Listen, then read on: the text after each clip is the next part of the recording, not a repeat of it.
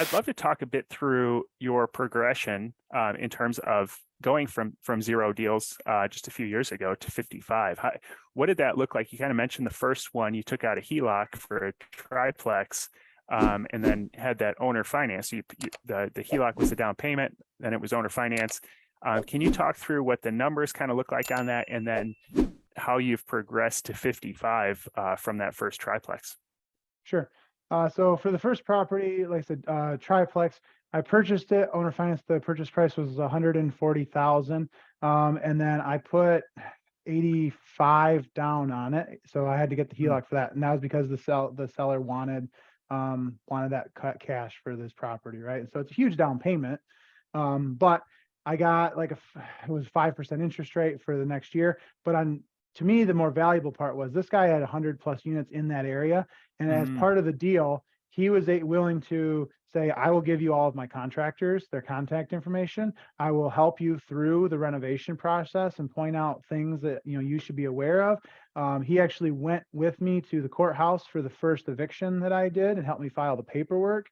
So it was a seller finance / mentorship, Yeah. a little bit of a fee. And so it worked out really well because it set me off on a really good foundation, because I had somebody that gave me confidence that I could say, hey, Gary, this is what's going on. How do I deal with that? Right. And, now as my business has gotten bigger, the way I do stuff and the way he does stuff are different. Right. But I don't have any disrespect for how he does it. It's just not how I want to run my business. But Sure. he really helped me get a really good head start on figuring all those things out, because I would have been able to figure all those things out on my own. It just would have taken me longer. Right. And so while it wasn't a true partnership, I think, figuring out how to partner with people in the industry is really powerful too. And this is how I got to my second property up to my 55th, because I can look at my strengths and where I'm deficient and try to figure out who I know or who I can work with that can complement those, that my strengths will be beneficial to them and their strengths will be beneficial to me. So anyway, go back to the numbers. So 85, down 140. I put $50,000 into that property, and then it refinanced for 270,000. I'm collecting $2,300 a month in rent right now. So after PITI, principal, interest, tax, and insurance, and then holdover for reserves, I'm cash flowing about $858 a month or something right around those. So, and more importantly, I went through that property, and it's a slab floor, basically a big shoebox, right? Single ridge roof. And I put LVP through the whole thing. There'll be very little CapEx over the next few years. I'm paying down my principal. The rents will continue to go up. And right now I've got really good stable tenants in there. So I've got almost no problems at the moment with that house, fingers crossed. Right, because who knows when the sewer line goes or some ridiculous thing.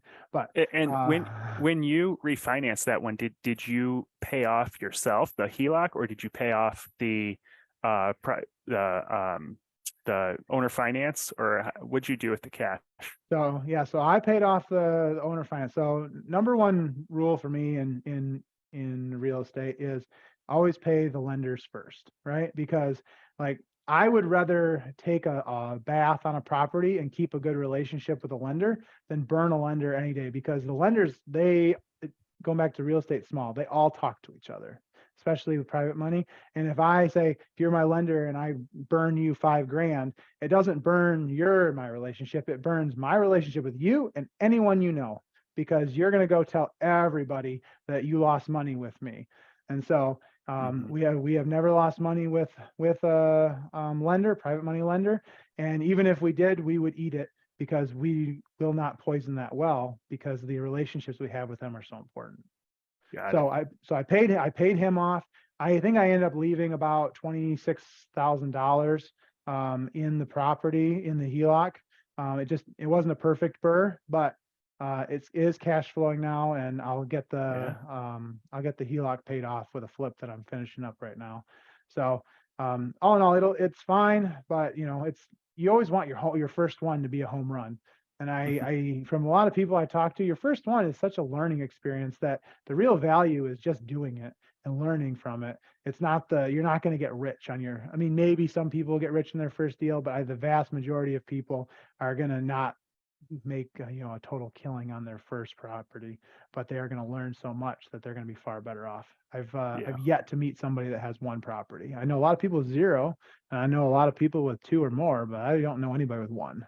Yeah. Yeah, that's a good point. And so yeah, I think that's a great learning, a great way to go about your first property. That most people look for a traditional loan and do it themselves. But like you said, there's so much benefit in having that mentorship of someone who's been down that road too, that can kind of walk side by side with you. So that was your first one, then kind of lit the fire. And then what'd you do from there? So at that point, my goal was I had 3 doors, right? And so my goal was to have 7 more doors in 2022. And so I was finishing up the renovation. I was still working on the renovation in April, and the exact same building, built the same year, same layout, same everything, less than a mile away, came up on the MLS.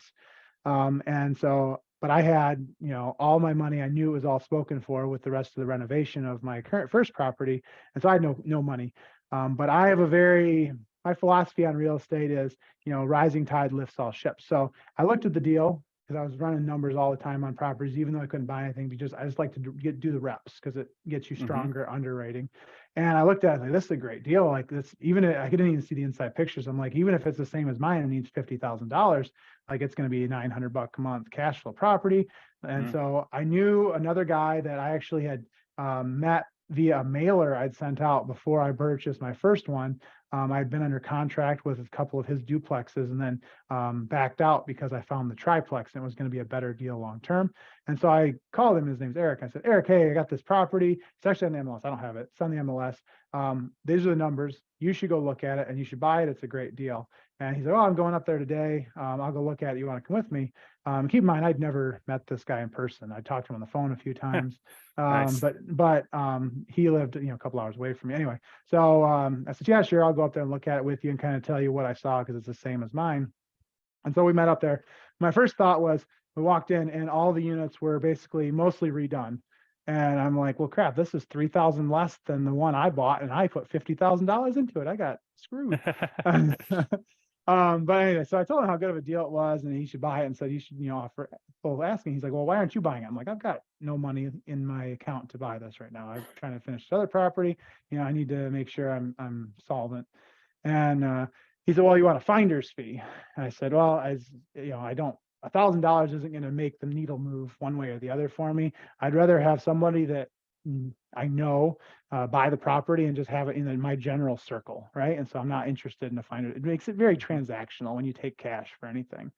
And so I said, no, I'm good on that. And he's like, well, how about I buy it and you manage it and we split the profit 50-50. I'm like, yeah, I'd be interested in doing that. And so getting talked to him more, he had built up over 6 years quite an extensive network of private money lenders through their self-directed IRAs or through cash in the bank. And he had been growing pretty well. He was getting close to 100 units at the point that we met or, started doing that one JV deal together. But he's very creative and he's a good point person. He loves talking to lenders, loves networking, things like that. But where I'm strong in underwriting and process and systems, that's kind of where his weak spot is. And so we said, well, let's do this one together. And I found out he had all this money, which was my pinch point at the time. I knew I needed more money to grow. And I said, well, he's had a couple other partners. I said, I'm gonna be your biggest partner by the end of the year. He's like, well, let's just do one at a time. And because I knew I was seeing deals like 2 to 3 a week that I couldn't do anything with, but they were coming across and I was still running the numbers on. And so And by the way, what market is this in? This is submarkets of Raleigh, Okay. North Carolina. So basically we're on the east side of Raleigh, although all the submarkets around there. Got it. So so we bought that one and we finished the renovations on that. And then in June, a 6-property portfolio came up and we bought that. And then it just kind of snowballed from there where I think November we closed on 12 different deals. And so everything I own besides that first property is with my business partner, Eric. And we started a full-on LLP company.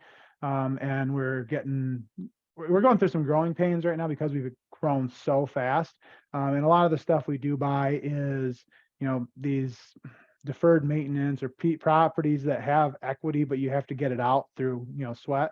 So you got to put renovations into them to get the equity out, things of that nature. So we're trying to grow, we're growing the business, and we're trying to not only grow the business as far as like number of properties, but also trying to put systems and system SOPs and CRM systems in place so that the things run smoothly, because the size that we want to get to, like, we can't run things off Excel sheets and off of, whatever else, the manual methods. We need to make a system where you plug in a deal and it flows all the way through. Everybody has a job that's assigned to them along the way, and it comes out at the end as a profitable asset, either as a flip or a rental hold.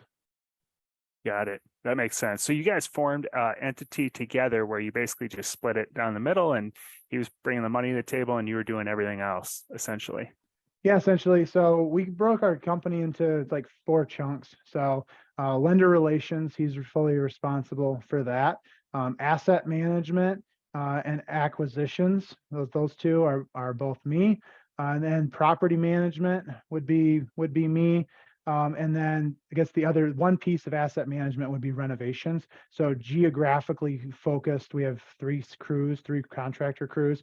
We manage different crews based on where we live, because I live kind of straight east of Raleigh. And so anything north and east, that's me, and anything south and east is him, just because it's easier to get to those places from where we live. Now, there's instances where I'll go down to Fayetteville, or he'll run up to Rocky Mount, or whatever. And last fall, when we had a new baby, he did a lot more running around than he probably would have liked. But we're trying to divide and conquer, but try to stay within our own lanes, because until we set those clear boundaries in place, there was a lot of like, oh, I already talked to this contractor, and then I end up talking to him again, or no one paid that bill because no one thought the other one was doing it. And so making sure you have really clear guidance and guidelines around who does what, who's responsible for what, putting that CRM in place, and being able to assign tasks to people was really helpful. And we're still going through a ton of learning and ton of growing pains as well. So I don't want to act like I have it all figured out, because we certainly don't.